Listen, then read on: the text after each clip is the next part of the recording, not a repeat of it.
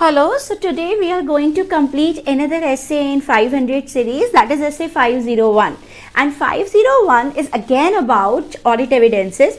You see what? In essay 500, what we learn the basic concepts regarding audit evidences. That is, what are the methods to collect audit evidences? Like, we had made one mnemonic, ICAI, observation and reperformance, and when evidences can be said to be reliable, and when auditor is supposed to use the work of management expert, and how would he evaluate the work of management expert as an evidence, as an audit evidence, you can say, and what could be the methods to obtain sufficient and appropriate evidences. Now, going further, it can be told as an extension of essay 501, as in it tells us about what should be the audit evidences regarding three kind of special items which are called as selected items in this particular case. So this essay specifies, this essay contains guidelines to be followed by the auditor regarding three items. And the number one item over here is inventory. That is, what are the specific considerations, obviously in addition to essay 500. Essay 501 with respect to inventory doesn't mean that auditor need not consider essay 500. You see, essay 500 is a basic standard. You have to follow essay 500 for each and every item like that. However, in essay 501, it tells us what are the specific considerations, obviously in addition to those contained in essay 500, which are to be considered by an auditor for these three selected items, namely, one is inventory, second is identification of litigation and claims, I would come over there, and third is segment information. So basically, this particular essay, you can say that we are going to divide this particular essay in three parts, because every part is different from one another. You see, inventory is different. The audit consideration is specific consideration which auditor has to apply, which auditor shall apply regarding inventories at client side are different than those which he is going to apply regarding litigation and claims, identification of litigation and claims actually. And then these specific considerations are different than what auditor is going to apply for segment information. And as you can see, I have made this particular file as per my needs, because I am going to write down over here. So I have already kept some gap in between. You see, in your books, you are getting the matter as it is. However, I have made this file as per my needs as usual. You might be aware by now, right? So now what we are going to do? First of all, we are going to understand why exactly in this particular essay ICAI has made provisions regarding inventories. So what are the specific considerations that as an auditor you have to apply when inventory is material for the client? Now, when inventory is material and when it is not. So coming to the point, as usual, just to save some time, what I have done is I have just written some examples, and then I'm going to ask you, you are going to think upon them, and then you are going to answer me. Alright, so let's start with the inventory part. So what is essay 501? Essay 501 tells us about the audit evidences. What are the specific considerations regarding audit evidences for these three items? And these three items are not termed as selected items in this particular case. This essay 501, we can say that essay 501 has three parts, has three different parts altogether. One is inventory, one is identification of litigation and claims, and the last one is segment information. So it tells us about the auditor's procedures to obtain sufficient and appropriate evidences regarding these three items. So this essay, whether this essay is self-contained regarding inventory? No. Whether this essay is self-contained regarding the other two items as well? No. This essay is to be read in addition to essay 500, as in essay 500, it specifies the basic rules, guidelines, basic methods you can say, and the basic rules regarding the reliabilities you can say, the auditor's extended procedures in case of inconsistencies, and how would auditor evaluate the work of management's expert. So that is a generalized standard on auditing. Essay 500 is a generalized standard on auditing. What you are going to do is you are going to apply essay 501 in addition to essay 500 when there is reference about inventories or identification of litigation claims or segment information. You know, these three items in essay 501. So coming to the very first point, and please believe me, this first part is something really important from examination point of view, as in people used to ask case studies, or they may ask you any case study based MCQ on this particular point. And then there are, different situations. There are different situations like, there are different situations. This is situation number 1 regarding inventory. Then there is situation number 2 regarding inventory. Then there is situation number 3 regarding inventory. And then there is situation number 4. So basically there are different situations, and case can be made, case can be framed on any of the situation. So there is a need for you people to understand what is the difference, among all these situations regarding inventory. So let's start. Okay, so our target is like, within 30 minutes to 40 minutes, we should complete at least inventory part. Okay, now when inventory is material. Now the very first point, when inventory is material. Okay, so when this essay says that when inventory is material, then auditor shall obtain sufficient and appropriate evidence with respect to these things, meaning thereby, if inventory is not material, then you need not apply the procedures to obtain evidences which are enlisted in this essay. So, can it be the case that inventory is actually not material at client side? Let's understand with the help of one example. Suppose there is one chartered accountant Anant Kumar. Alright, now Anant Kumar has been appointed to conduct audit of a client who is a service rendering entity. Ma'am, what kind of service rendering entity? It could be a lawyer's firm, it could be an engineer's firm. They people do render services. It can be a coaching institution. Alright, now, so basically see, Anant Kumar has been appointed as auditor of a service rendering entity. Say for example, it is a coaching institution. It is a coaching institution, and please believe me, they don't sell books. Here you can take example of my classes as well. Alright, we do sell classes. With the classes, we do provide books. However, we don't sell books as such. Books are sold by the publication house. Is that okay? The publishers basically. Now the thing is, see, Anant Kumar has been appointed to conduct audit of any entity who is rendering services. The client is rendering services. The client is teaching the students. However, they are not selling their study material. They are not selling their books, etc. Now tell me, will there be some inventory? Please try to understand. Please differentiate between a coaching institution and differentiate between a coaching institution and a publisher. Suppose you might have gone to school. Obviously, I shouldn't actually ask this thing. Okay, let's take one example.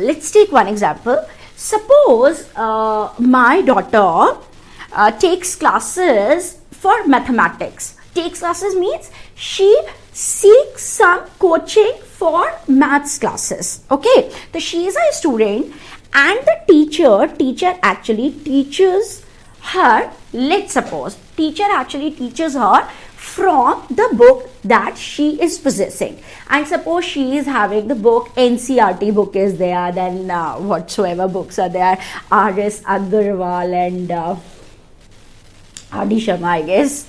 Alright, so there are so many. I'm talking about 11th and 12th CBSE board, you can say. So suppose my daughter is attending coaching classes, and in that coaching classes she is supposed to take her books and the teacher teaches the concepts to her. Now in this particular case, what this particular coaching institution or what the teacher is selling, there is only involvement of services. You know, the teacher is not selling the books. She is supposed to buy NCERT book. She is supposed to buy the mathematics ka book from the market, and then teacher only instructs her. Alright. And then suppose, let's suppose, like, oh my god, I mean, because I know how much I paid for her board, you know, classes. So let's suppose the teacher charges 500 rupees for one class. Let's suppose it could be 500, it could be 600, it could be even 1000, right? So now the thing is, the teacher, the revenue the teacher is getting, that is only for the services, and teacher is not selling any kind of inventory. Now tell me, and the teacher is having huge revenue, you know, having huge turnover, you can say. Now please tell me, is there, and CA Anant Kumar is expected to perform audit of such an entity which provides coaching to the students on mathematics, on accountancy, on BST and on economics to 11th and 12th class students, let's suppose. Now please tell me whether this particular coaching institution is dealing in any kind of inventory. No, students are supposed to take their NCERT books or whatsoever, you know, teachers books are there. Like for accountancy, they people might have been referring to Grewal's accountancy. I guess that is quite okay. So the thing, because you people must have also been like, or might have been from accounts stream, at least in CA. So the thing is, this coaching institution is not at all dealing in inventories. So is there any kind of inventory that auditor Anant Kumar is supposed to apply on inventory? No, there is no inventory, and thus SA 501 pertaining to inventory is not applicable in this particular case, because either there is no inventory at client side or inventory is not material.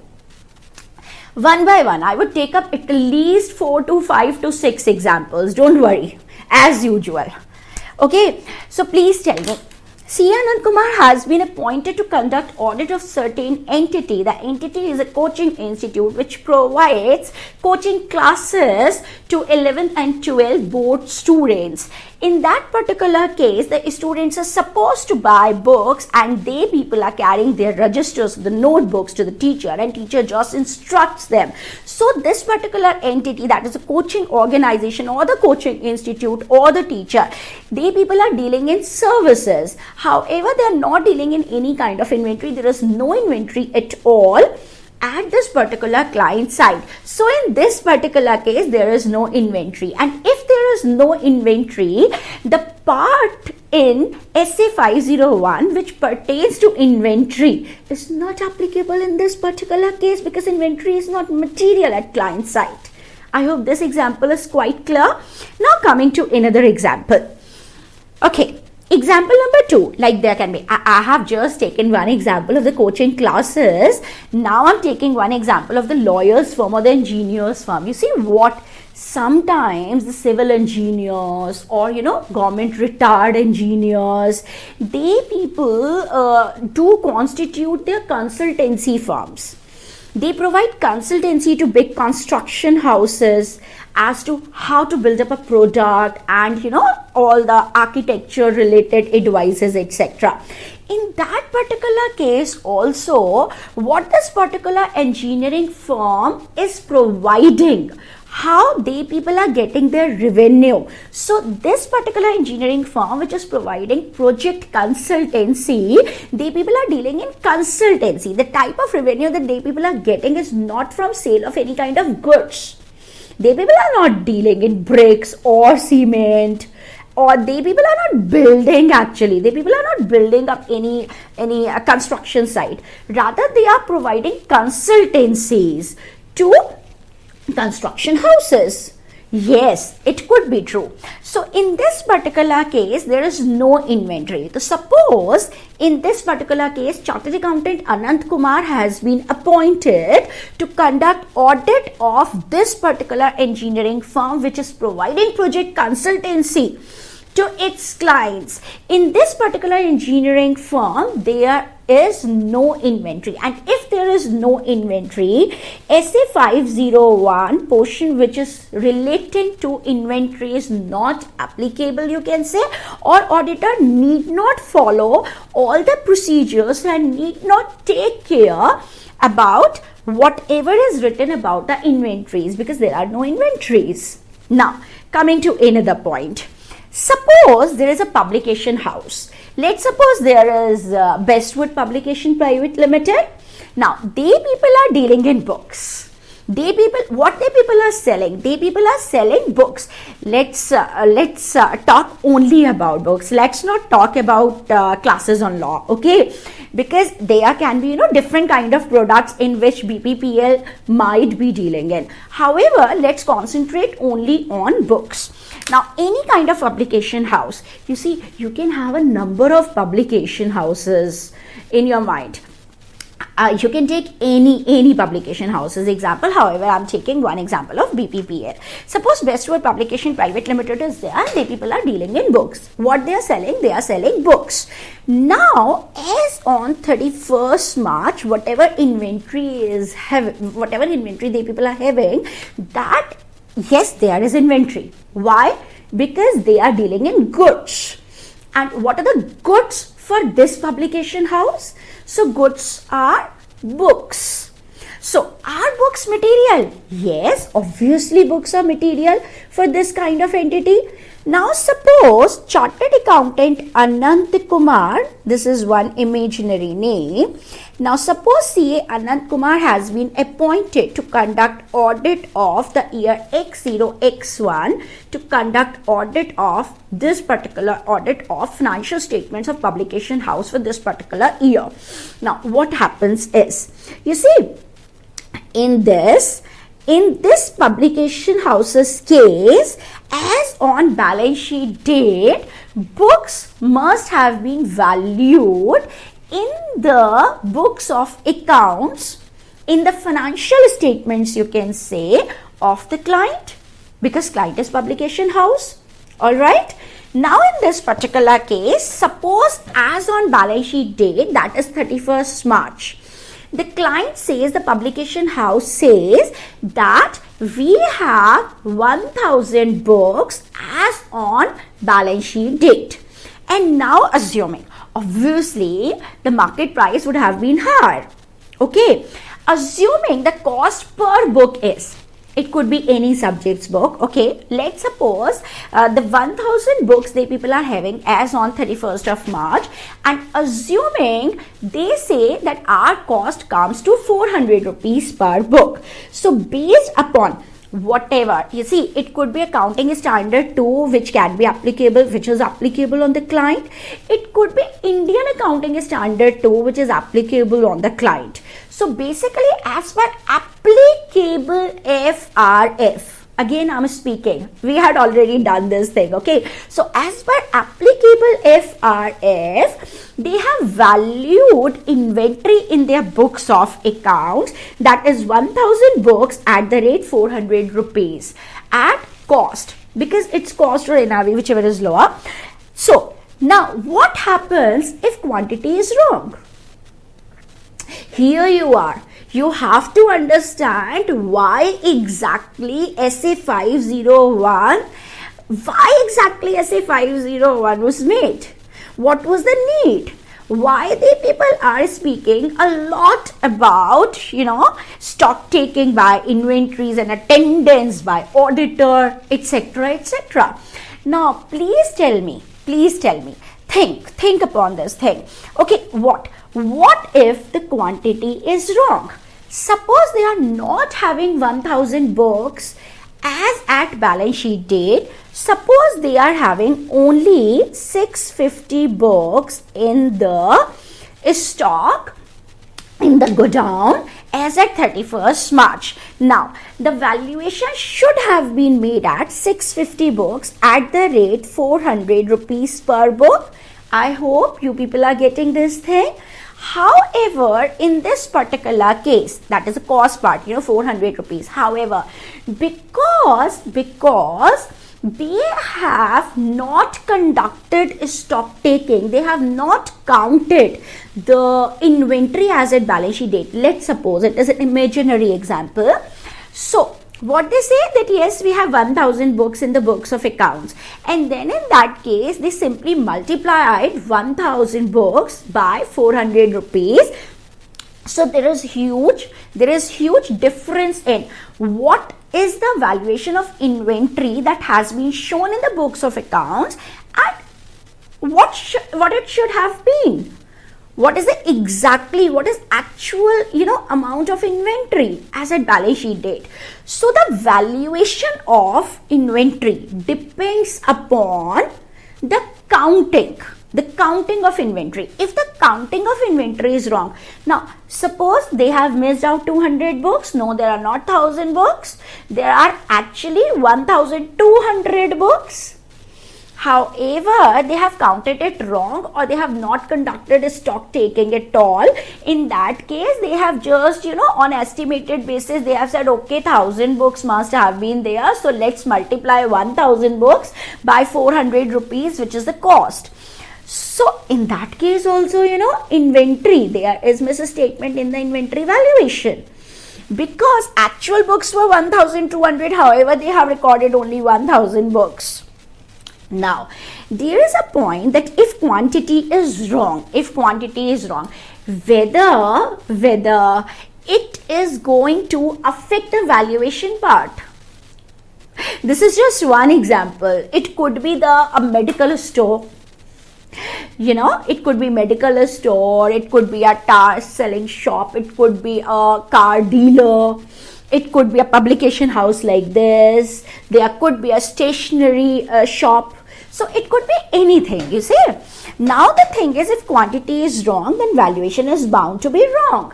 And it is the auditor who is going to express his opinion on financial statements, on true and fair view of financial statements. Now, please tell me in the reverse order. Auditor is going to check the valuation or not? Yes. So, valuation can be misstated if the quantity that they people are showing in the books of accounts as at balance sheet date is not correct. So, if quantity is not correct, the valuation is bound to be misstated. So, auditor is going to express his opinion on the inventories. That means on this particular financial information which is appearing in the financial statements. Alright, now in this particular case, you please tell me, for examining whether valuation is correct or not, whether valuation is appropriately made or not, auditor needs to obtain evidences regarding what? Regarding existence of the inventory. First of all, the very important keyword over here is existence. You see, regarding existence of the inventory. What does that mean regarding existence? Whether this much of inventory is actually existing as at balance sheet date or not. So basically here auditor is going to obtain evidences regarding existence. Now, going further, please tell me whose primary responsibility should be there to count the inventory or to conduct a stock taking? Can you tell me? To conduct a stock taking or to conduct, or to count the inventory as at balance sheet date, it should be the primary responsibility of whom? Of management. That means management in TCWG. So whenever as at balance sheet date, because it is management's duty, right, to conduct stock taking. So when management is conducting stock taking, when management is taking the stock, it is auditor who should go there, who should observe. You got it? We have already done this observation thing in SA 500, right? Who should observe, who should inspect the inventory to check the condition also. Ma'am, what is the meaning about the condition? What is the meaning about condition? Hope you people are getting this particular example. All right. Just these are the simple kind of examples as we are already doing, we are always doing in other standards on auditing. Right? Now, please tell me. So, when the management is conducting the stock counting, so auditor should attend this particular stock counting, because there could be some inventory which is not in good condition. So basically, he should obtain evidence regarding two things. One is existence and one is condition. Ma'am, why it is so that existence and condition, they both are necessary? You see, existence meaning, yes, 1000 books are there in the stock. If management is conducting the counting of inventory and if management is saying that 1000 books are there in the stock as at balance sheet date, it is the auditor who should go there on the date when inventory is being counted by the management. He should observe the stock taking conducted by the management to obtain sufficient and appropriate evidences that actually 1000 books do exist. Actually, inventory is of 1000 books as at balance sheet date. I hope that is correct. Now coming to other point. Now coming to another point. What about the condition thing? Now let's suppose out of, correct, 1000 books are there. Now let's suppose out of these 1000 books, 700 books are in good condition, very good conditions. However, 300 books are not in good condition. Suppose these 300 books have been perished due to some flood kind of thing, or maybe due to some kind of moisture in the air, or it could be due to anything, or it might have been bitten by the rat.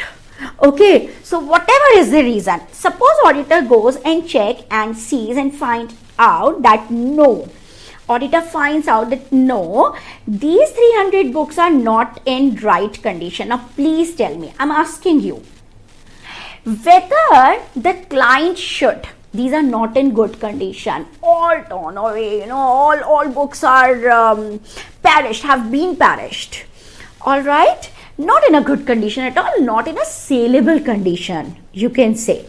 Right? Now you please tell me, if the client is valuing these 700 books at the rate 400 rupees each, should the client value these 300 books also at the rate 400 rupees each, or no, these books are to be scrapped?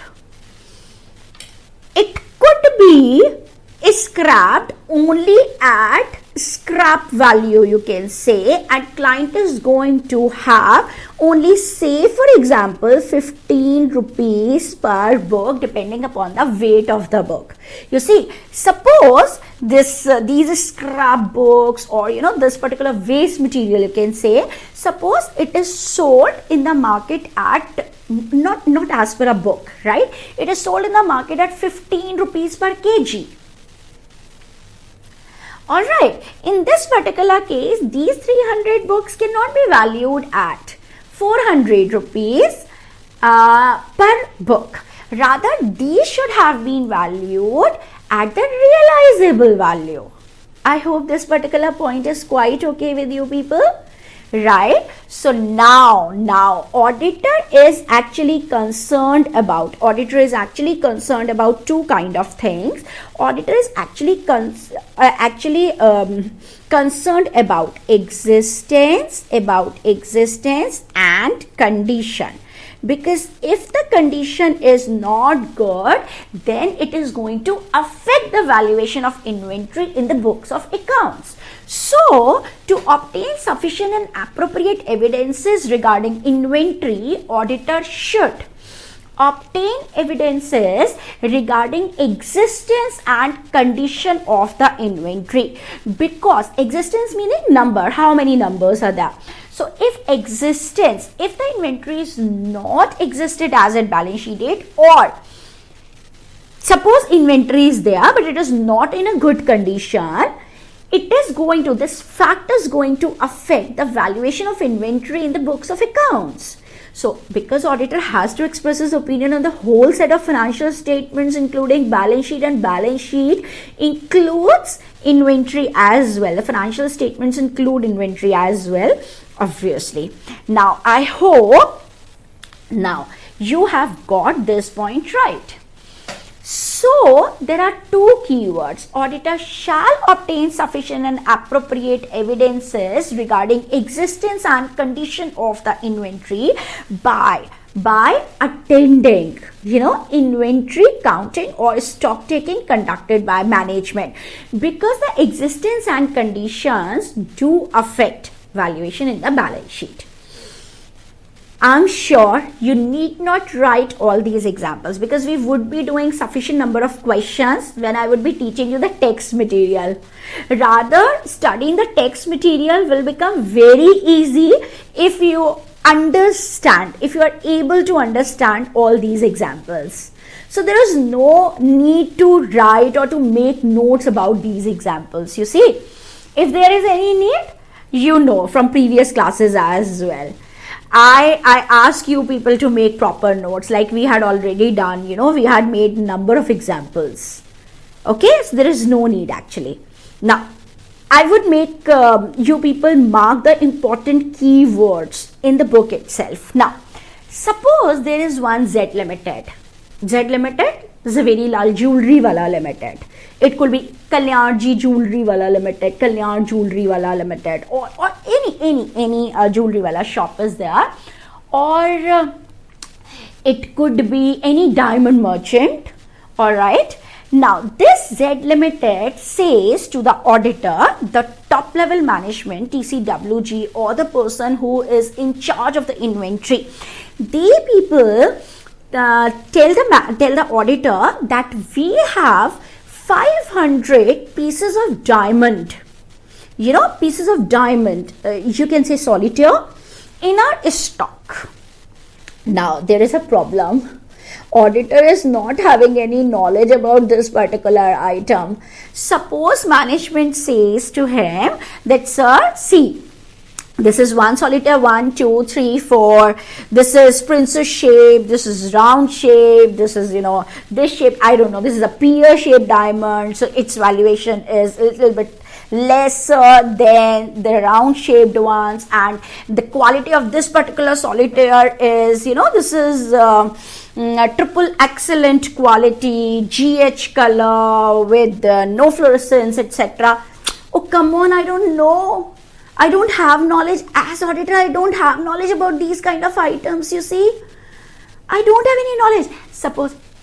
Sometimes it could be the case that he can show me some zircon, or you can say artificial diamond.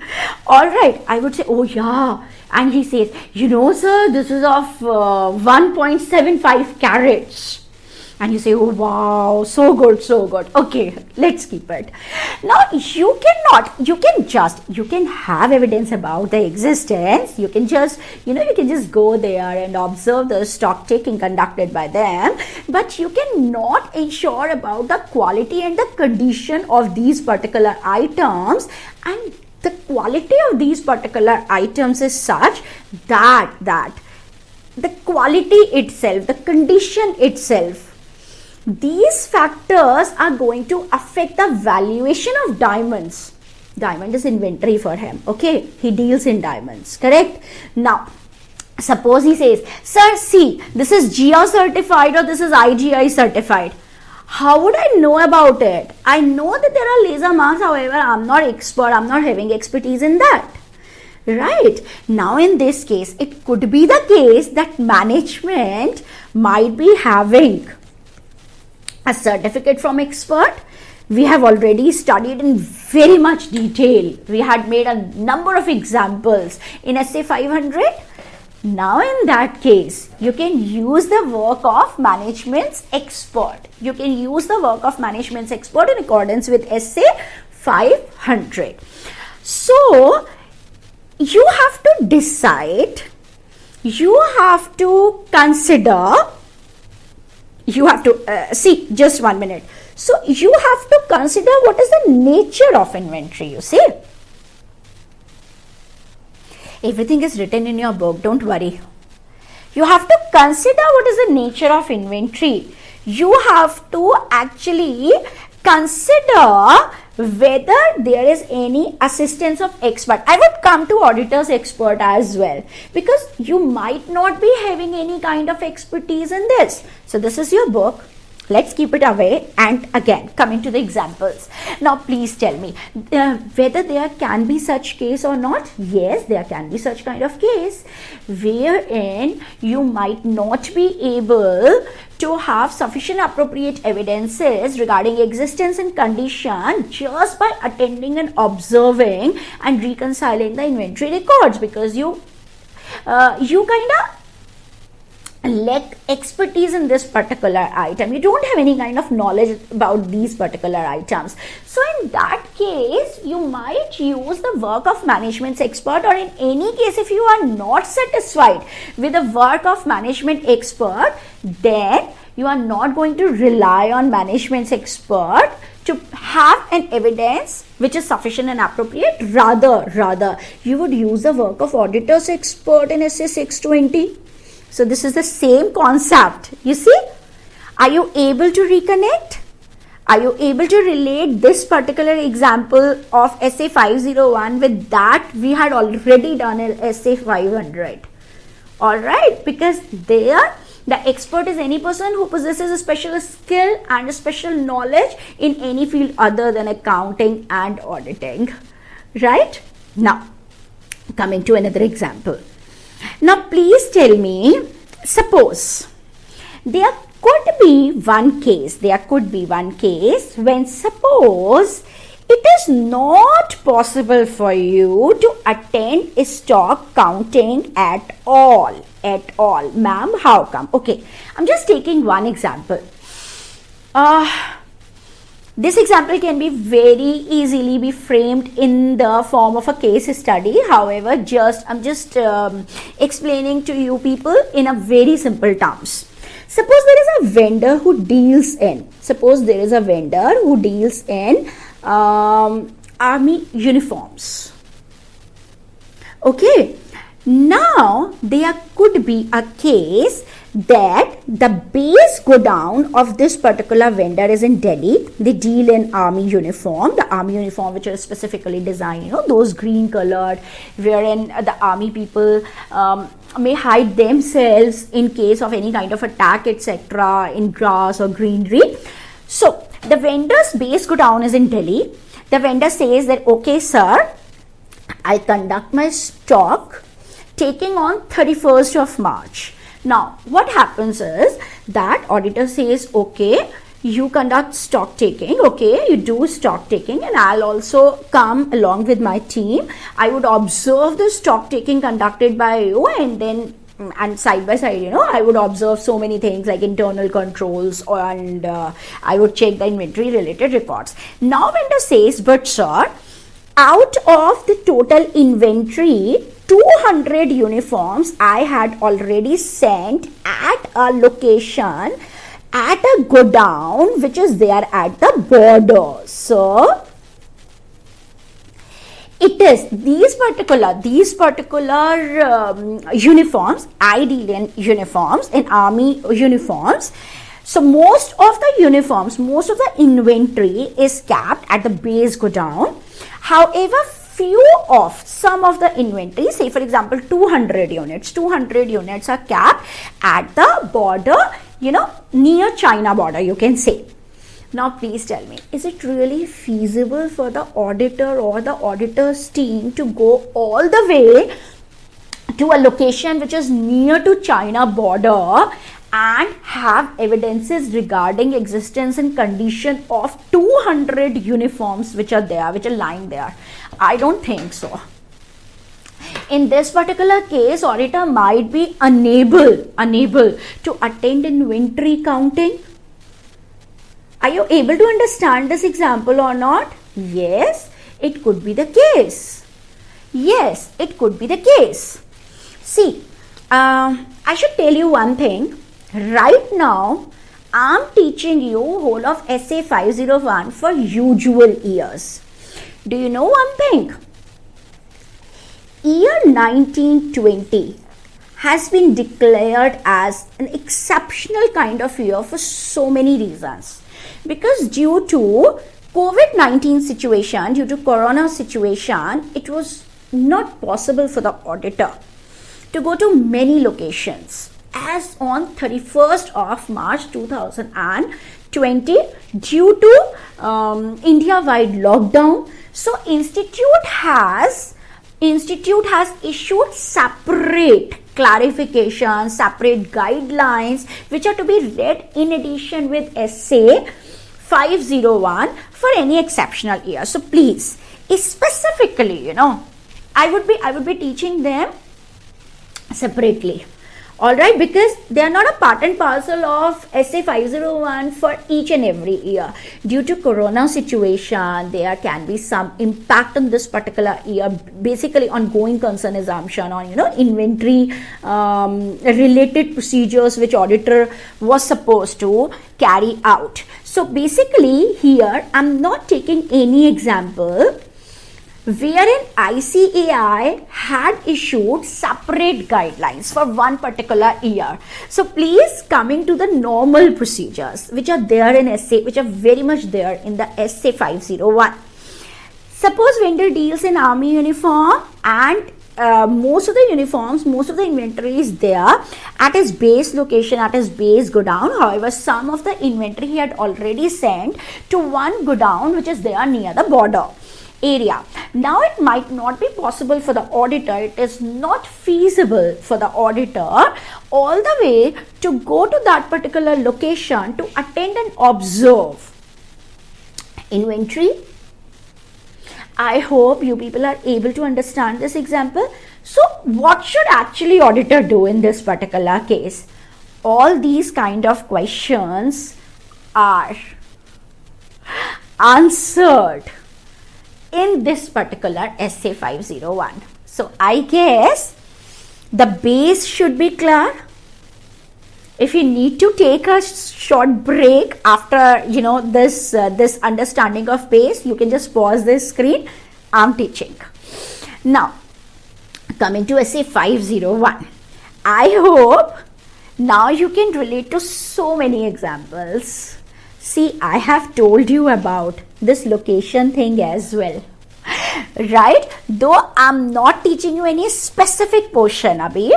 However, we have already done so many examples, which can be so many case studies, so many scenarios, case study scenarios, which would help us in understanding the various provisions of this particular essay, right? Now, it says when inventory is material.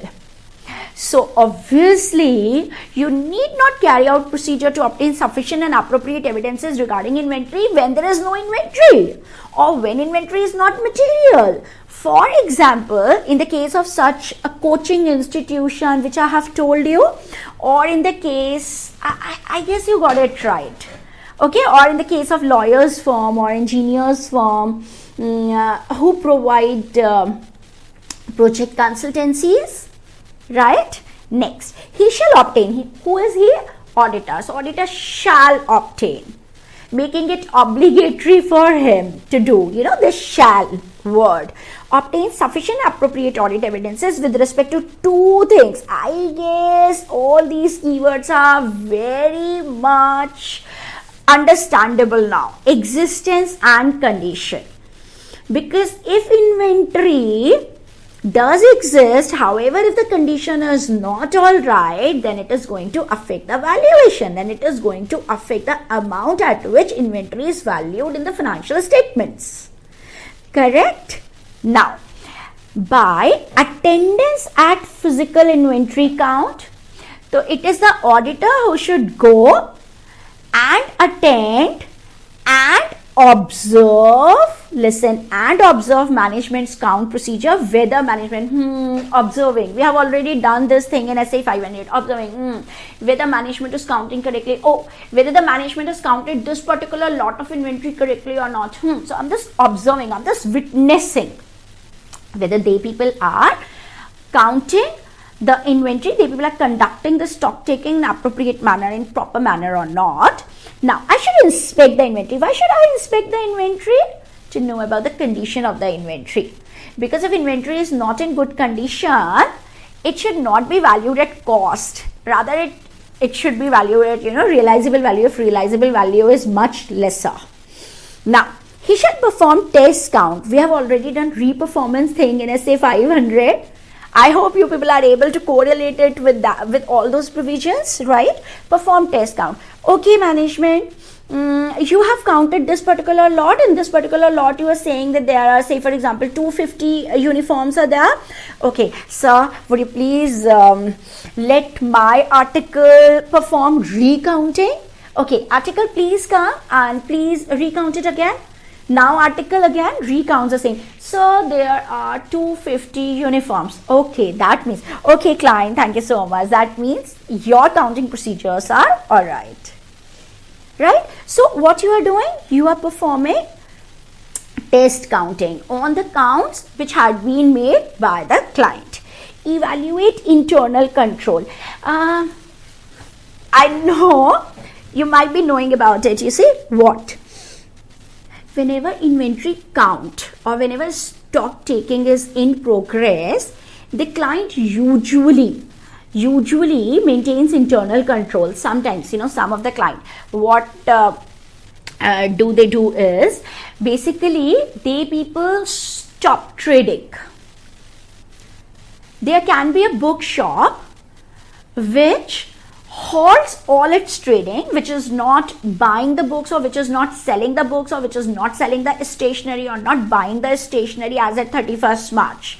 They say that this particular shop is closed today. What date is today? Today is, say, for example, 31st March. What they are going to say? The shop is closed. Why shop is closed? The shop is closed. The shop is closed because inventory counting is in progress. And suppose we are going to obtain fresh stock of inventory or we are going to sell the inventory, it is going to affect our counting procedures. So this is the kind of internal control. This is one example. Okay. So this is one example on internal control wherein client says, okay, we suspend our trading operation on the day when we do conduct stock taking. I hope this is quite okay. So what you are going to do, I hope now you are able to recall all these, keywords.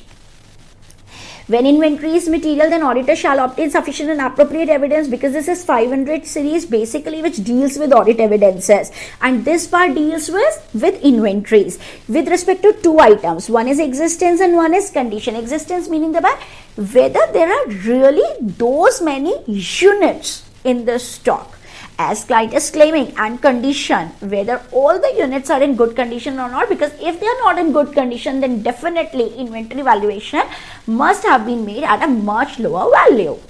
Okay, like maybe in case of perishable goods or when the goods are torn or something. Now attendance. By attendance at physical inventory count, you should evaluate the internal control where the client is maintaining proper internal control. Whenever stock taking is in progress, he should observe management count procedure, he should inspect the inventory to check the condition of the inventory. He should perform the test counts as well. So he should perform some sort of test count on lots of the inventory which had already been counted by the management, right? And he should examine entities' final inventory records. Final is stock ledgers, you can say, final is stores ledgers which they people used to maintain, and comparing them with actual count result. You might have done this in your CA foundation, I suppose. You might have made accounts like FIFO or weighted average basis, that there is one column receipt, then issues, and then balances are there. So client is going to maintain, client actually maintains all those records, auditor examines those records. Okay, those were the receipts, those are the issues, and this is the balance. Whether this particular balance which is appearing in the inventory record is actually existing in reality or not. All right, so please believe me, this is the introduction part of this particular essay, which tells us about all the general procedures that you are going to apply to obtain sufficient and appropriate evidences regarding inventories. You should be very clear about it. Okay, because it will, whenever any kind of case study is asked in the exams, you are going to start with the introduction thing, SA 501, which deals with auditor's responsibilities to obtain sufficient appropriate evidences regarding inventories.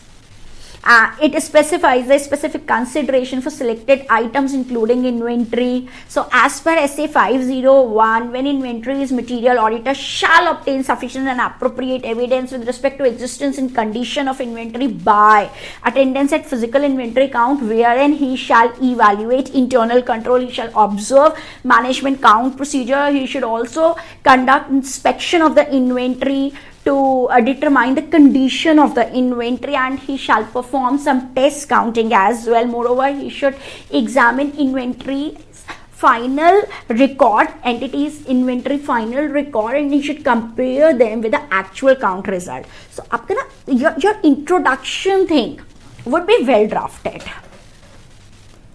I guess that is okay. Now, there are so many parts in this particular SA 501. This is one question. I would do this question, please. You have to recall 5 examples in this. Then there is one condition, this, one is this, then one is this, and then one is this. So this is 1, 2, 3, 4. So coming to point number 1. Attendance at inventory count is impracticable. I'm taking number of examples to make you people understand that there is difference, among this situation and this situation when auditor is unable to attend, and this situation when inventory itself is counted other than balance sheet date by the management.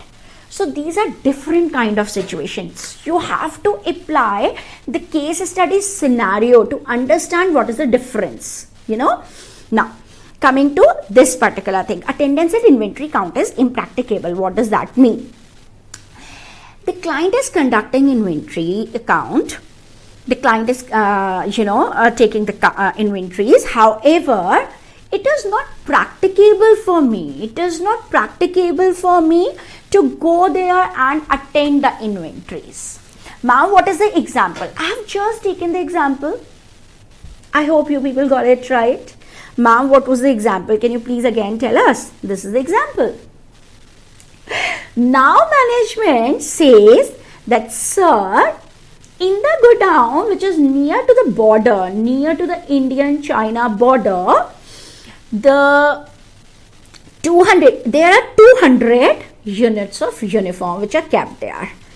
I say, okay, that's okay that you are saying that at the border 200 uniforms are still there with you people. Now, why don't you do one thing? You please provide a written representation to me regarding this. Client says, okay, sir, not a problem at all. I'm going to write it down and I'm going to provide WR to you. Now, please tell me, can you say WR is sufficient evidence with respect to inventory? No doubt you can go and observe the inventory which is kept at base godown in Delhi. However, you find yourself unable to go to the border place, okay, to go to the border, to the godown which is situated at the border. Now, please tell me, even if management provides you with a written representation, what we had studied in SA 580? You have to relate what we have studied. WR is substitute for other evidences. Can WR be regarded as a sufficient appropriate evidence at their own? No. So only WR may not be sufficient in this particular case. Now, what can I do? I should perform alternate procedures. See, remember, we had done these alternate procedures in the flow chart which we prepared, which we had made in SA 505 as well regarding external confirmation. When I used the example about D & Company and alternate procedure. Now here too.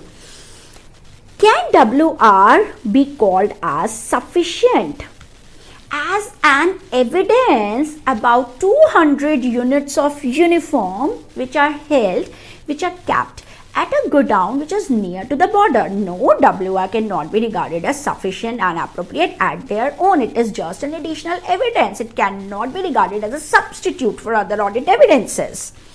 Now, because it is not practicable, so what could be the alternate procedures? Now you have to apply a professional judgment about the alternate procedures thing. What you can do? See, this particular vendor must have got all the uniforms stitched. You can seek the records of stitching. All right.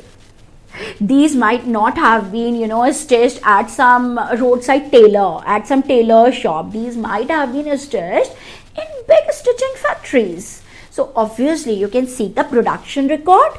You can do reconciliation of those production record. You can say, stitching record in this case you can say.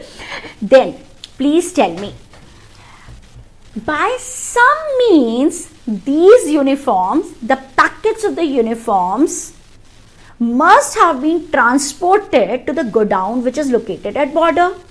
So obviously some transporter services or some courier services might have been used in this particular case. You can seek external confirmation from the transporter as to how many units the transporter had sent to. These might have been sent through the transporter, and transporter might have been outsourced.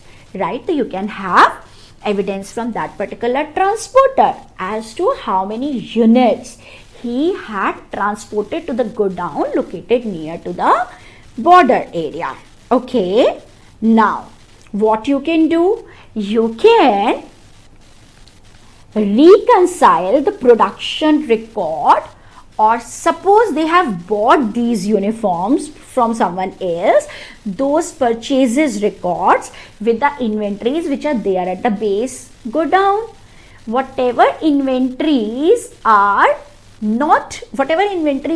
found at the base godown must have been sent there.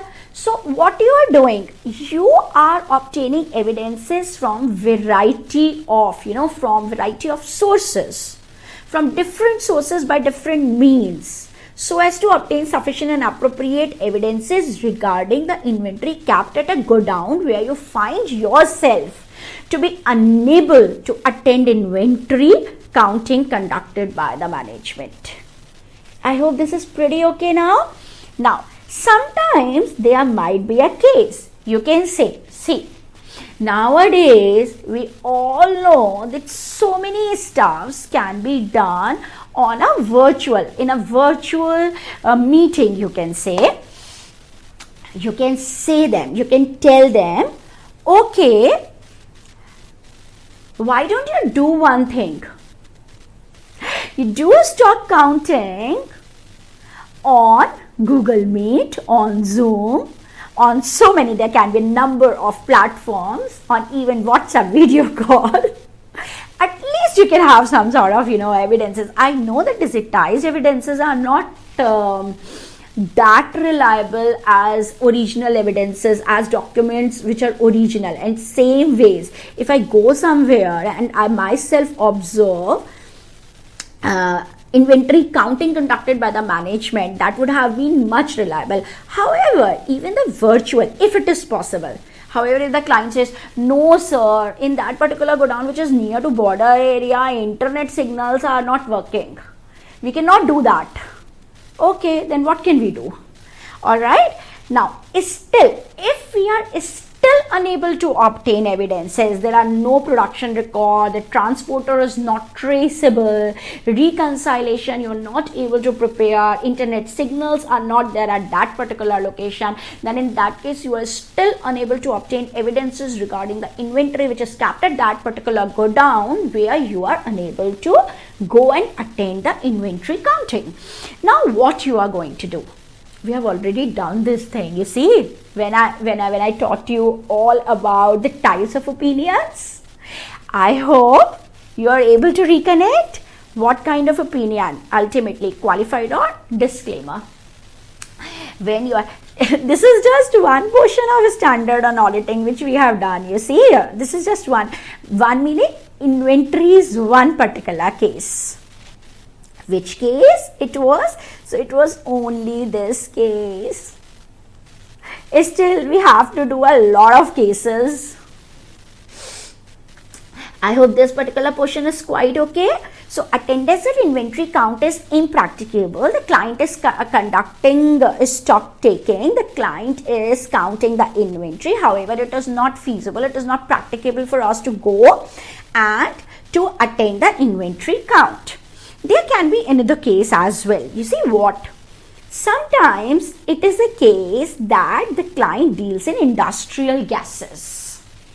They say, oh, so many cylinders are there, sir, in this per cubic meter, this much of gases are there, and you see, all these are there.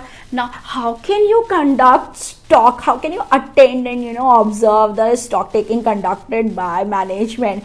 You are not going to check, oh, per cubic meter, you are saying this much of industrial gases there, and it could be valued at this. No. You don't have any kind of understanding about whatever.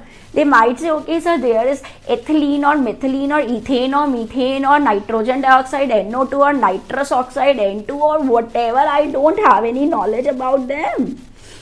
These are the simple gases I told you about. However, there can be industrial gases. Now, what are the alternate procedure? Because here also, you may find it impracticable. You might be unable. No, you cannot. So basically, it is impracticable. So you can perform alternate procedure in this particular case, the example that I have taken. Even when attendance at inventory count is impracticable. You see, you remember that jewelry wala example? Those diamond pieces are there, those solitaires are there of different sizes, of different quality, color, make, etc. Of certified from different certifying facilities. In that case, what would be the alternate procedure? You can evaluate the work of management's expert, and if you are not satisfied with the work of management expert, in that case you may like to use the work of auditor's expert as per SA 620. So in any case, you cannot just rely on WR. You cannot just rely on written representation, because as per SA 580, WR is only additional evidence. Don't worry, please don't worry. We will do a proper presentation and everything. You see, in these kind of question answers and case studies later on after the class. I mean, after understanding this text material. So I hope this particular part is quite okay. Okay. Now coming to another case. This is attendance and inventory count is impracticable. I'm writing down. The management is counting the inventory. Management is counting the inventory. However, the auditor, it's not practicable for auditor to go there. Auditor cannot. Either auditor lacks knowledge in that particular thing, or it is not possible to reach that location at any time. He cannot go to that particular location due to whatever reason at any time. See, I'm stressing on this particular point. He cannot at all go to that particular location. He is not having any kind of knowledge about those jewelry or those solitaires by whatever means. Okay. Now, because it is going to affect the examples on these 2 points. Now, what does they say? Coming to my second example, inventory counting conducted at date other than balance sheet date. See, there is huge difference between point number 2 and point number 3 as well. Okay, in point number 2, it is the management who decides that no, I am not conducting stock taking on balance sheet date. Ma'am, why it is so? The management says, see, I have already told you that corona year I'm putting aside. Okay, specifically I won't take any example in making you people understand this basic thing, because for corona year, that is for 1920, all about inventory counting and all, which were applicable only on that particular year 1920, which were applicable only on 1920. Those are separate guidelines by ICAI. I generally take up those separate guidelines only when those are applicable by ICAI in separate class. Okay, because that is one exceptional year. You cannot generalize the things. So specifically, no example there, just simple example. When I'm making this kind of example, please don't ever assume this particular example which I'm taking relates to 1920. No, it doesn't relate to 1920. Okay, what happens is, management says, sir, 29th of March is Thursday, say for example, and that is Ram Navami. Okay, then he says, sir, for example, I have told you that I'm keeping this particular space empty. Then he says, sir, 30th March is Friday and that is a Good Friday. Okay, that is a holiday. Then he says, sir, 31st, though my shop would be open for business purpose, however, 31st March is Saturday, then 1st of April is Sunday, and then 2nd of April is Eid. Let's assume. Now he says that due to this long weekend or long holiday, I have very less of this stuff with me. Even I'm not available. So what I'm doing is, I'm going to conduct my stock taking on 3rd of April. I'm going to count my inventory on 3rd April. When you discuss with the client says, sir, I'm going to conduct stock taking on 3rd of April. You say then, why 3rd of April? Because your shop is open for business. He says, sir, I have very less of this stuff, during these particular days. Stuff is not there. You say, okay, no props. As per SA 501, I am expected to attend inventory counting being conducted by you only. Whatever date you decide.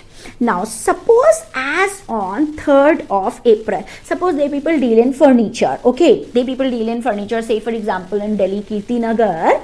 Now, the client says so, and what you do is, okay, done. Now, the client deals in particular kind of chairs. Okay, office chairs, like this kind of office chair. Now the thing is, on 3rd April, they conduct inventory counting. You go there, you attend the same, and you have obtained evidences that yes, the inventory is, say for example, 700 chairs. Let's suppose. Now, but in the balance sheet, the inventory as at balance sheet date is going to be valued. Now in this particular case, you have to perform procedures on intervening transactions. Ma'am, what is the meaning of intervening transaction? You know, you have to obtain evidences with respect to the stock movement on these 2 dates. Because suppose during these 2 dates, you people might have understood it by now. Because suppose during these 2 days, 100 units were sold. Alright, then in that case, you are going to add 100 in order to reach the inventory units as at balance sheet date. These are the intervening transaction, and vice versa would be the case with the purchases or the goods received. Are you able to correlate with this? Okay, so suppose in any case the management counts the inventory at any date which is, it is management's option, you see. In this particular case, management says that no sir, I'm not going to conduct inventory counting, inventory stock taking, you can say, as at balance sheet date. Rather, I would be counting. My staff would be there. I would be counting the inventory as at 3rd of April. Okay, you are going to go there. See, I'm telling you why I'm making different examples for each and every scenario. Because suppose the question comes on this particular scenario and you write down that particular example, impracticable thing. In impracticable, it was not practicable at all for you to go there and observe inventory counting by whatsoever means. Okay, however, here the management is counting the inventory. The management is conducting stock taking at a date other than balance sheet date, and you can very well go there. Now he shall perform additional procedure between count date. Can you tell me the count date in this particular case?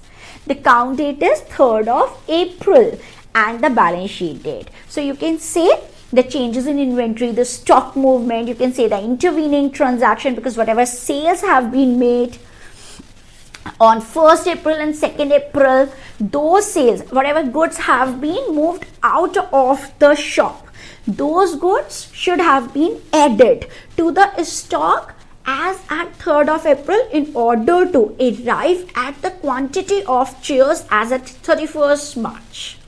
I hope this much is quite okay with you people. Okay, and vice versa is the case with the purchases. You see, suppose some goods have been bought during these 2 days, then in that case you are going to subtract the same from these 700 units in order to arrive at the inventory which was there as at balance sheet date. I hope this is quite okay, pretty sure. Okay, so in point number 2, I have marked it as point number 2 because this is a different scenario, this is a different case. You can go there. Okay, on the date on which inventory is counted, is being counted by the management. Ma'am, someone may ask, ma'am, please tell us, can management decide to conduct inventory counting even before balance sheet date? Can management decide that, okay, long weekend is coming, let's do one thing, that is another thing, let's do one thing, count the inventory as at 28th of March. Yes, it could be the case. Then you are going to observe the inventory counting, you are going to observe the stock taking conducted by management, you are going to test count, everything is being done on 28th March, then in that case, you have to apply procedures in changes in inventory between 28th March and the balance sheet date in order to obtain evidences, in order to arrive at the inventories as at balance sheet date. Yes, it could be any date which is other than balance sheet date. Management may decide to conduct counting of inventory, to conduct stock taking before or after, depending upon what is the scenario. So now even point number 2 is pretty clear. And what is the difference between this point number 2 and point number 1? In point number 1, it was not at all practicable for you to go there and attend on whatsoever date. However, in point number 2, it is a management. It is a management who decides to conduct inventory counting at a date which is other than balance sheet date, and it is very much feasible for you to go there and attend, and apply all these procedures on the date that day people are telling. Now coming to third number point. What is the difference between this third? See, why I'm making so many cases? As usual, of course, I do make in all the standards. Why it is so? Because in any case,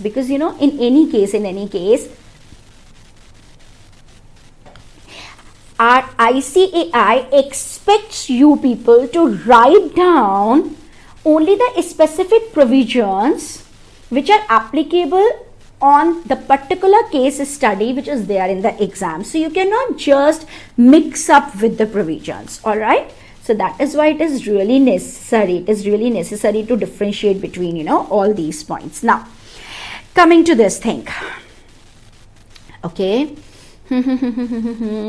Here it says auditor unable to attend inventory count due to unforeseen circumstances. It is the auditor who cannot go. The management is counting the inventory. The management is conducting stock taking as a balance sheet date, but there are certain unforeseen circumstances, something which could not be predicted, unpredicted situation, due to which auditor finds himself unable to go there and attend the same. What is the thing? Now, see, you are able to understand now that the language of this point number 3 is very much different, entirely different from point number 2, and point number 1 was entirely different than these 2 points, correct? Now, auditor unable to attend inventory count due to unforeseen situation. Beforehand, the people decide, okay, inventory count would be conducted on 31st of March, and auditor says, okay, my team would be there at your site. Now, the client is ready to conduct inventory counting, stock taking. However, auditor is not able to attend. What happens? Suddenly, it could be due to earthquake, it could be due to some sort of flood, it could be something related to, something major related to auditor's own health. It could be that due to some, due to some reason, border of 2 states is sealed. Might be the reason. There could be any kind of disturbances. You see, in India, we people used to witness communal riots at so many places. We cannot say anything, we cannot do anything sometimes. So suppose auditor's office is in Delhi, auditor resides in Delhi, his staff is in Delhi, and the client's godown is in Gurugram you can say, or Gurgaon you can say. So Gurugram or Gurgaon is near to this particular place, near to Delhi. I can take example of Bombay and Nasik, say for example. Okay, so auditor's staff is there in Mumbai and the client's godown is in Nasik.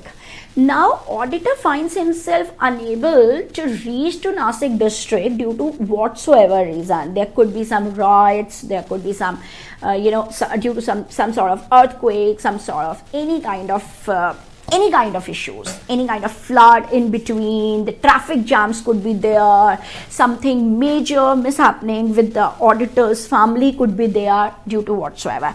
Now auditor says, no, client, I'm not able to come and attend. However, you may please continue with the same. Now, what does client do? So, client keeps on counting the inventory. Now, auditor says, okay, as on 31st March, I was not able to come and attend. As per your counting, as per your WR, inventory was, say for example, 1000 units. Now, you please do one thing. Please conduct some sort of inventory counting, because I am asking you to do the same.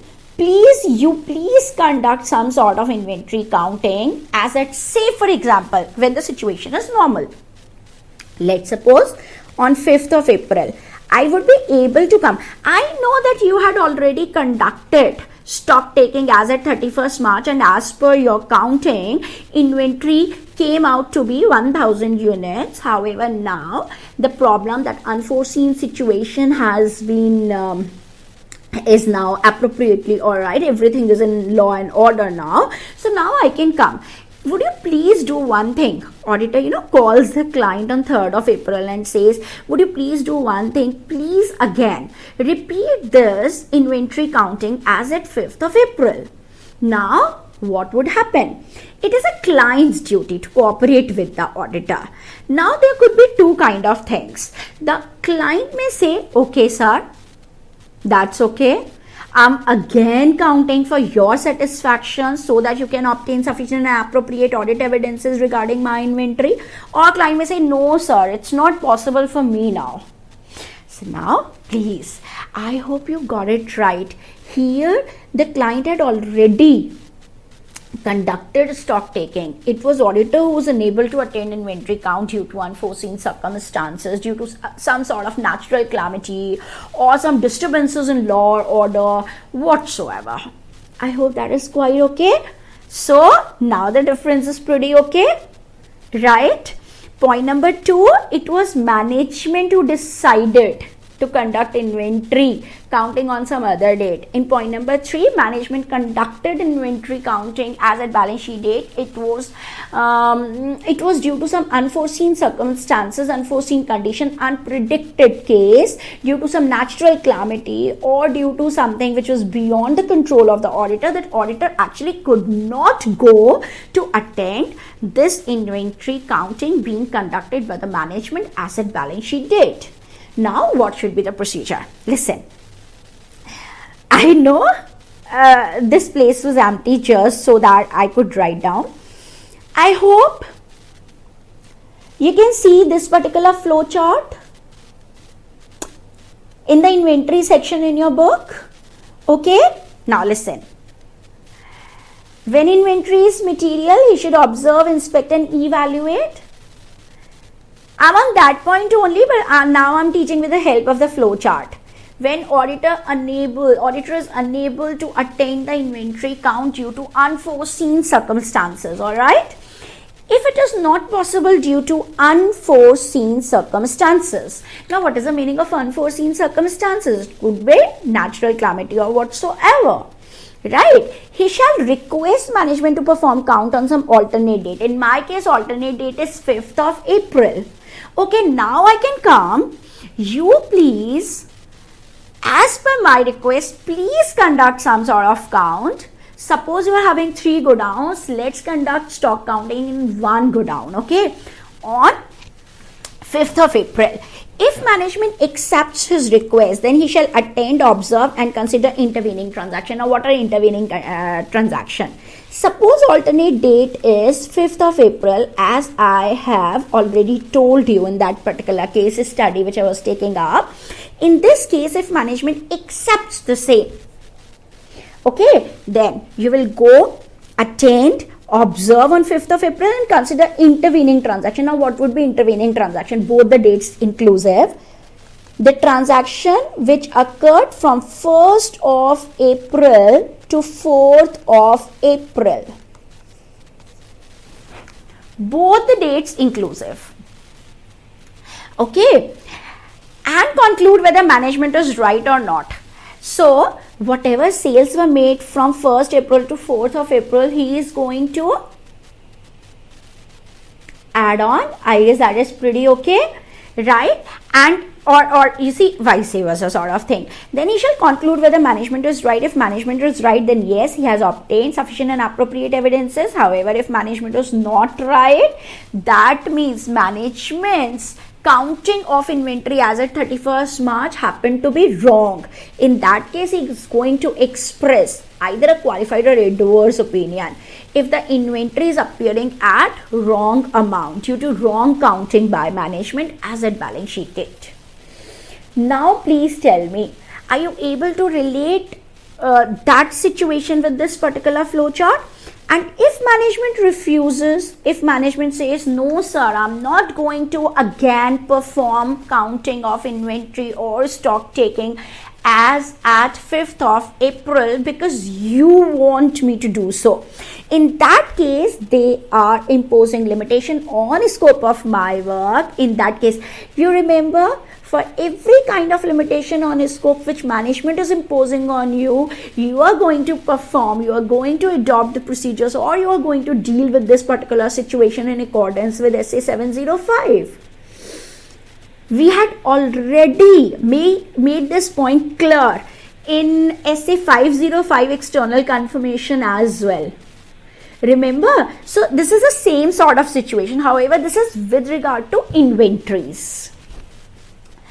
Now please, you cannot mix these 3 points in the exams. You cannot just mix up. You see, every mark in exam counts.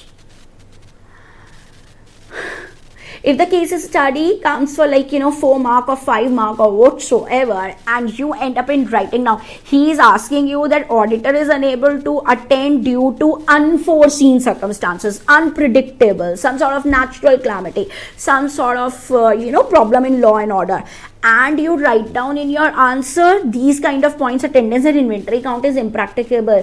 He is not going to award you good marks. It could be you may fetch 1 mark or so just for writing down the basics. So you should be very particular as to if he is writing the word impracticable, or if he is asking me that auditor was unable due to unforeseen circumstances, however management already conducted the same. In that case, auditor requests the management to conduct some sort of inventory counting on some alternate date, and in that particular case, it is the auditor who should go there on that alternate date, on some different date, and conduct procedures on intervening transactions, and accordingly he should express opinion. I guess that is quite okay. Now 1, 2, 3. Now the last case study based scenario, that is 4th situation. Inventory under control of a third party. Ma'am, who can be the third party? Okay, listen. Sometimes it happens that goods are in transit. Sometimes it may happen that client has imported certain goods. Client has actually imported certain goods, and those particular goods are kept with the port authorities. Sometimes it may happen that client is not having a good godown. The client has kept its goods, its inventory with those who provide warehousing facilities. Sometimes it may happen that certain goods, maybe with respect to non-perishable goods like jewelry items, something, or imported watches, etc., that certain goods are kept with the creditor or with the banker as a security. Okay, so in those particular case, that means there can be a situation that inventory is under control of a third party. This third party can be a transporter, it can be a warehouse, it can be it can be port authorities, customs authorities, you can say.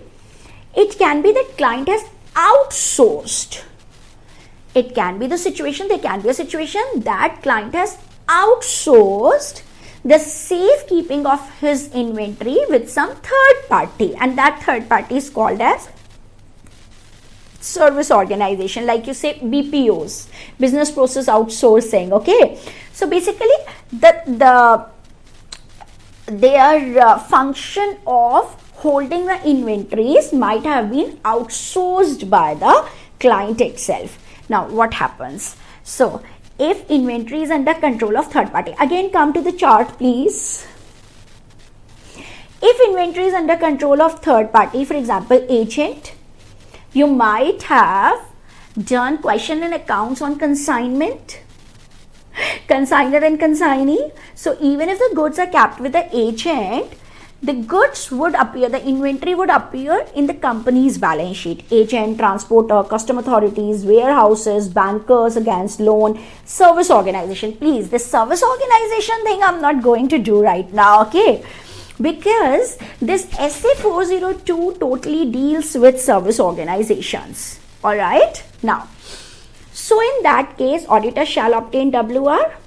Suppose client says, sir, this much of goods are in transit. So auditor can say, okay, first of all, you can provide me with a WR, written representation specifying the goods which are in transit, which are with the transporter. However, SA 580 says that only WR are not sufficient. Only written representation cannot be relied upon. So in that case, auditor shall need to obtain sufficient and appropriate evidences by applying different procedures from different sources, right? Third party confirmation, he can check invoices, bills, warehouse receipts. Suppose in the case of imports, there is bill of entry, bill of lading, there is bill of entry, etc. Even with the transporter, etc., GST challans can be checked.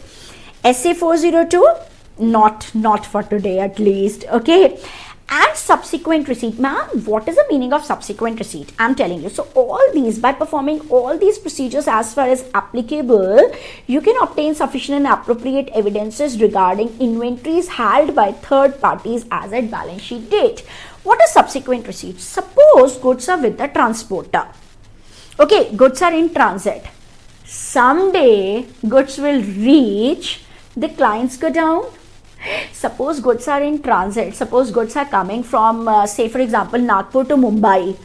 And you are based in Mumbai. You are auditor, you are based in Mumbai. Your client is in Mumbai itself. And the goods are coming from Nagpur to Mumbai on 31st of March. Someday they will reach Mumbai. Suppose the client says that, sir, on truck, say for example, 400 units of inventory are coming. Now, on some day, suppose inventory reaches them on 2nd of April. You are not going to complete your audit as at 31st March. Obviously, everybody knows that. You take your own time in completing the procedures and expressing the audit opinion. So in that case, you can always go on 2nd April and say, oh yes, this much of goods are received in the godown. Okay, then in that case, you can observe that thing. So if there is subsequent receipt, from the warehouse or from the transporter or from the port authorities or the customs authority, subsequent receipt, but before expressing your audit opinion, you can have evidences regarding subsequent receipt, whether those much of units as told by the auditor as at balance sheet date, that those units were with the third party, whether those units actually been received by the client after the balance sheet date or not, if you can, if any. If you are satisfied, if you are able to obtain these evidences, then okay. What is the meaning of okay over here? That means you have obtained sufficient and appropriate audit evidences. However, if you are not able to obtain evidences even after performing all the procedures, you are not able to obtain these kind of evidences, and you are not satisfied with the inventories which was told to be held by third parties as at balance sheet date, what you are going to do? You are not satisfied with only WRs. What I have told you, what we have done in the modified and unmodified opinion. In the case of inability, you are going to express either a qualified or a disclaimer of opinion. I hope you got it right now. So even this, flow charts, this right hand side, it will help you in answering. Now, coming to one case study, you please tell me on which point this case study is based upon. Coming to the following situation. I have already told you about the presentation. First of all, you are going to write down about the standard, then you are going to relate it with the present case study, and in a standard you are going to write down the relevant portion of the standard which is applicable in this particular case study based scenario, right? And last but not the least, you are going to conclude your answer. Conclusion in this case would be like whether he had obtained sufficient and appropriate evidences or what kind of opinion he is going to express. All right. Auditor of AAS Limited was unable to confirm the existence and valuation of imported goods lying with a transporter. Okay. Which situation you are going to apply? Which portion of essay you are going to write down in this? Whether the practicable case? No. Whether inventory counting conducted at other than balance sheet date? No. Whether auditor was unable due to unforeseen situation? No, it's not unforeseen, but it is inventory under control of a third party. I hope you would be able to apply. I would be doing, integrated case study based MCQ. Then your knowledge would be tested actually. Whether you are able to apply so many standards when a particular kind of question is being asked in the exams or not. So I guess you can very well write it down that only, and accepted a certificate from the management without obtaining other audit evidences. So obtaining a certificate from management, meaning thereby I have to write down about SA 580 as well. Isn't it so? Right? Okay. So I guess even this is quite okay. So in this case, he can easily verify with the bills, records, confirmation from transporter. He should not have relied only on the management certificate. Thus, he has not obtained sufficient and appropriate evidences. Okay. Now, see, this is really important, needless to say. That is why we have to, and you see what? This is totally case study based. Why there is need to make so many examples? Because different example will be, made for a different scenario, and these all are different scenarios, right? Now, coming to this thing, matter relevant in planning attendance at physical inventory count. Now, what are the matters? Ma'am, actually this is the starting portion of essay. However, you are taking up this portion, a starting portion of essay about the inventory thing. However, you are taking this portion after teaching us all the scenario. Why it is so? Because now you have done all the cases. You would be able to understand each and every word of it with examples. Now, matters relevant in planning. So, please do it at the end when you are done with the examples, at least to a significant extent. Now, what are the matters in planning attendance?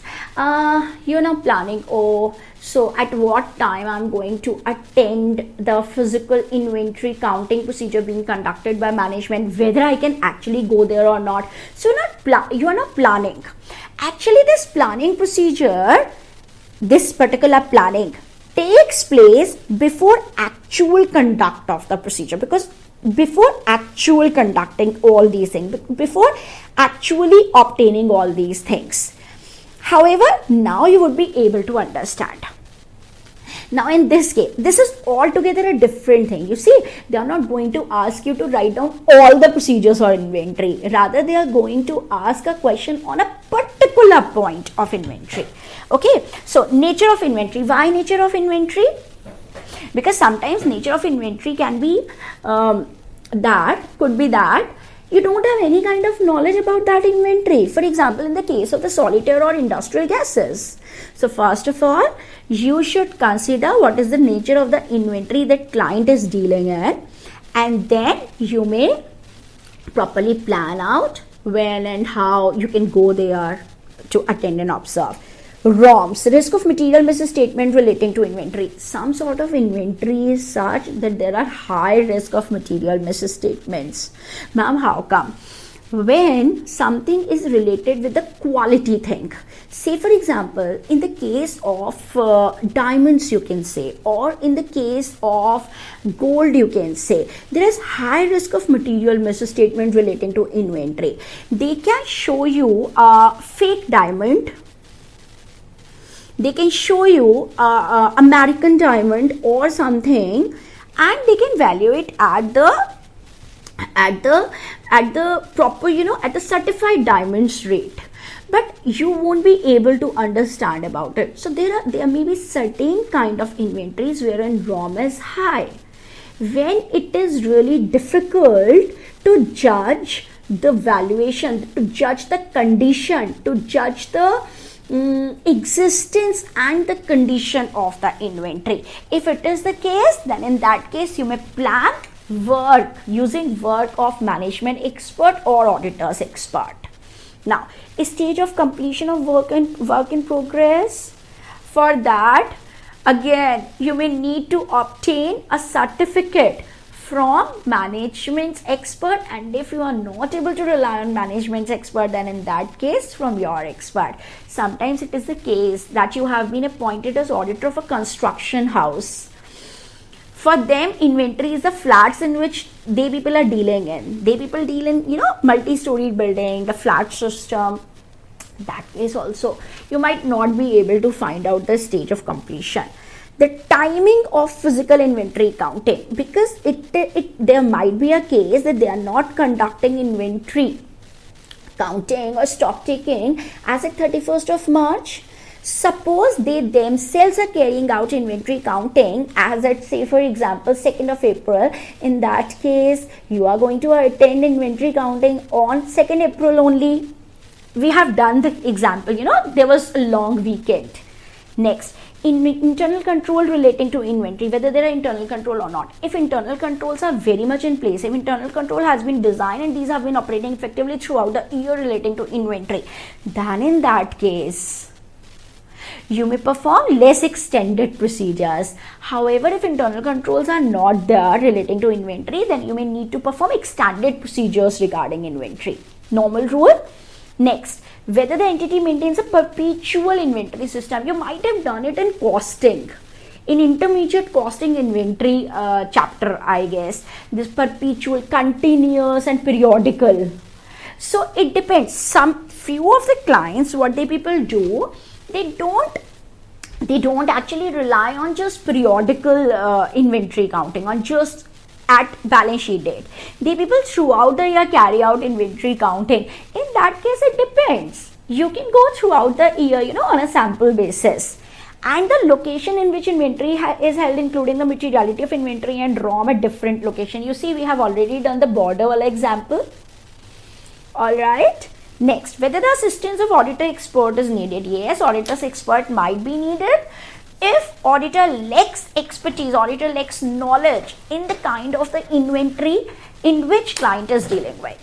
So basically, these are the factors which actually auditor should consider in advance so as to plan what are the procedures that he is going to undertake regarding the inventory thing. So I guess we have done things in this particular topic.